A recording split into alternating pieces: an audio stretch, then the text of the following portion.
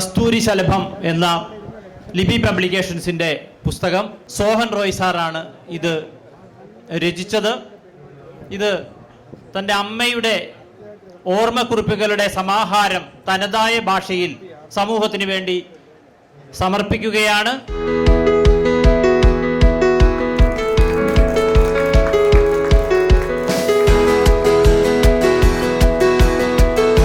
Shri V R Sudheesh, അദ്ദേഹമാണ് യോഗത്തിൻ്റെ അധ്യക്ഷൻ. അദ്ദേഹത്തെ ആദരവോട് വിളിക്കും. ശ്രീ സോഹൻ റായ് എഴുതിയ കസ്തൂരി തിലകം എന്നുള്ള പുസ്തകത്തിൻ്റെ പ്രകാശനമാണ്. ചലച്ചിത്രകാരൻ, ഗദ്യകാരൻ, കഥാകൃത്ത് എന്നുള്ള നിലയിലെല്ലാം പ്രശസ്തനായിട്ടുള്ള സോഹൻ റായിയുടെ ഈ പുസ്തകം തൻ്റെ മാതാവിന് ഉള്ള സമർപ്പണമാണ്, മാതാവിനെക്കുറിച്ചുള്ള സ്മരണയാണ്. വളരെ അപൂർവമായ ഒരു വ്യക്തിത്വമുള്ള ഒരു സ്ത്രീ ആയിരുന്നു കസ്തൂരിബായി. ഒരു യഥാർത്ഥ ഫെമിനിസ്റ്റായിരുന്നു എന്നാണ് എഴുത്തുകാരനായ മകൻ പറയുന്നത്. സോഹൻ റോയിലൂടെ ഈ പുസ്തകം സ്മരിക്കപ്പെടും. ഈ പുസ്തകത്തിലൂടെ ആ അമ്മയും സ്മരിക്കപ്പെടും. പുസ്തകം പ്രകാശനം ചെയ്ത ശ്രീ കെ ജയകുമാർ സാറിന് ഈ ചടങ്ങിൽ സംസാരിക്കാൻ വേണ്ടി ക്ഷണിക്കും. അരമണിക്കൂർ വെച്ചിട്ട് ഇങ്ങനെ പുസ്തകങ്ങൾ പ്രകാശിപ്പിച്ചുകൊണ്ടിരിക്കുകയാണ്. എന്നാൽ ആ പുസ്തകങ്ങളിൽ നിന്നെല്ലാം വ്യത്യസ്തമായ ഒരു പുസ്തകമാണ് സോഹൻ റോയ് സമർപ്പിച്ചിരിക്കുന്ന തൻ്റെ അമ്മയുടെ ഡയറി കുറിപ്പുകൾ. അദ്ദേഹം പറയാൻ ആഗ്രഹിക്കുന്നത് എന്താണ്? എൻ്റെ അമ്മ ഒരു സാധാരണ അമ്മയായിരുന്നില്ല. അമ്മയുടെ മൂല്യബോധവും അമ്മയുടെ സാമൂഹ്യ ബോധവും അമ്മയുടെ ധിഷണയും വളരെ വ്യത്യസ്തമായിരുന്നു എന്ന് മാത്രമല്ല, ഞാൻ അതിൽ നിന്നെല്ലാം അറിയാതെ പ്രചോദനം ഉൾക്കൊണ്ട ഒരു വ്യക്തിയാണ് എന്ന ഒരു സമ്മതപത്രമാണ്, ആ ഒരു അക്നോളജ്മെൻ്റാണ് ഈ പുസ്തകം. അടുത്തതായി ശ്രീ മോഹൻകുമാർ സാർ, അദ്ദേഹമാണ് ഈ പുസ്തകം ഏറ്റുവാങ്ങിയത്. കസ്തൂരിഭായ് മഹാപാധ്യായ എന്ന അമ്മയെക്കുറിച്ച്, അമ്മയുടെ സാമൂഹിക വീക്ഷണങ്ങളെക്കുറിച്ച്, സ്ത്രീ ശാക്തീകരണ സമീപനങ്ങളെക്കുറിച്ച് വളരെ ഗഹനമായി എഴുതിയിട്ടുള്ള, അത് പ്രതിഫലിക്കുന്ന ഒരു രചനയാണ് ഈ കുറിപ്പുകളെന്ന് മനസ്സിലാക്കാൻ കഴിഞ്ഞു. കേരളത്തിൻ്റെ ഒരു സോഷ്യോ കൾച്ചറൽ ഒരു പോർട്രേറ്റ് ഈ ഓർമ്മകളിലൂടെ വരച്ച് കാണിക്കുന്നുണ്ട്. ശ്രീ സോഹൻ റോയ് എനിക്ക് മുൻപ് പരിചയമില്ല, ഇന്ന് ആദ്യമായിട്ടാണ് ഞാൻ അദ്ദേഹത്തെ കാണുന്നത്. ചലച്ചിത്രകാരൻ എന്ന നിലയ്ക്കും വ്യവസായി എന്ന നിലയ്ക്കും എഴുത്തുകാരൻ എന്ന നിലയ്ക്കും ഒരുപാട് കേട്ട് പരിചയമുണ്ട്.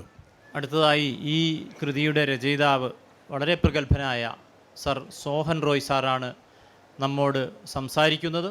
വേദിയിലും സദസ്സിലും ഇരിക്കുന്ന സാഹിത്യപ്രേമികളെ, ഇത് എൻ്റെ 8ാമത്തെ പുസ്തകമാണ്. ഇതിൻ്റെ മലയാള വേർഷൻ ഷാർജ പുസ്തകോത്സവത്തിൽ അവതരിപ്പിച്ചിരുന്നു. ഇത് എൻ്റെ ഇംഗ്ലീഷ് വേർഷനാണ്. സാഹിത്യരംഗത്ത് എൻ്റെ സ്ഥാനം എവിടെയെന്ന് ഞാൻ തന്നെ പലപ്പോഴും ചോദിച്ചിട്ടുണ്ട്.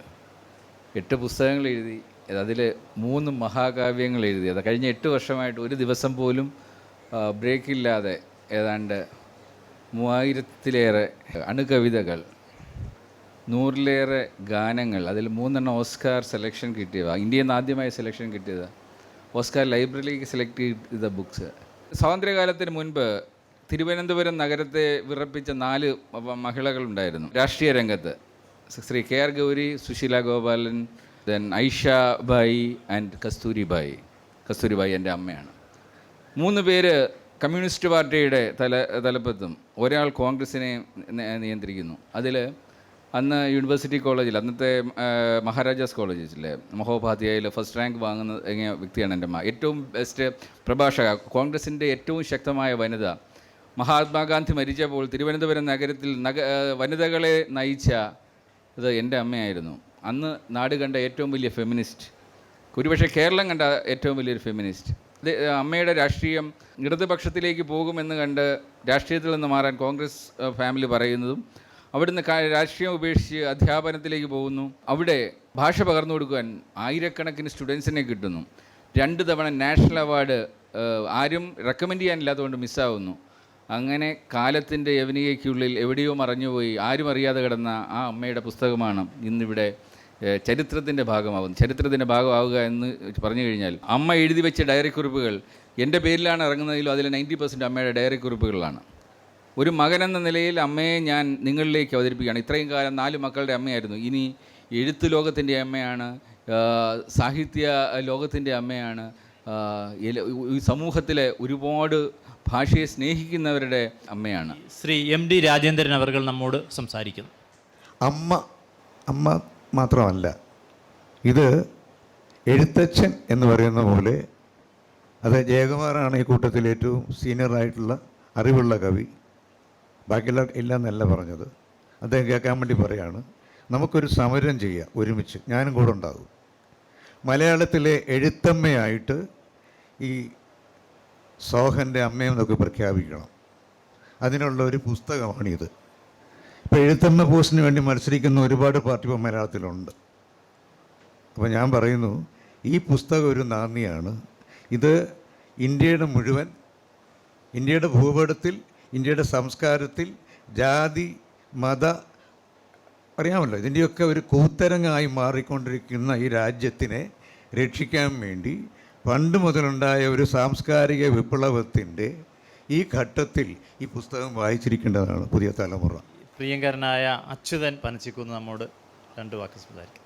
നമുക്കറിയാം, സർഗധനനായിട്ടുള്ള മകൻ, അതിലുപരി ഒരു ലോക വ്യവസായിയായിട്ടുള്ള, ഒരു സാമൂഹ്യ പ്രവർത്തകനായിട്ടുള്ള, അതിലുപരി മാനവിക മൂല്യങ്ങൾക്ക് ഏറെ പ്രാധാന്യം കൊടുക്കുന്ന ഡോക്ടർ സോഹൻ റോയ്, അമ്മയായിട്ടുള്ള കസ്തൂരി ടീച്ചറെക്കുറിച്ചുള്ള ഓർമ്മകൾ, അത് അവരുടെ ഓർമ്മക്കുറിപ്പുകൾ മനോഹരമായ ഒരു പുസ്തകമായിട്ട് ഈ മലയാളി സമൂഹത്തിന്, ലോക സമൂഹത്തിന് പ്രകാശിതമായിരിക്കുകയാണ്. തീർച്ചയായിട്ടും നമ്മുടെ മലയാള സാഹിത്യത്തിലെ ഒരു വലിയ ഉയർന്ന ഒരു മുതൽക്കൂട്ട് തന്നെയാണ് ആ പുസ്തകം എന്ന് നമുക്ക് മനസ്സിലാക്കാൻ കഴിയും.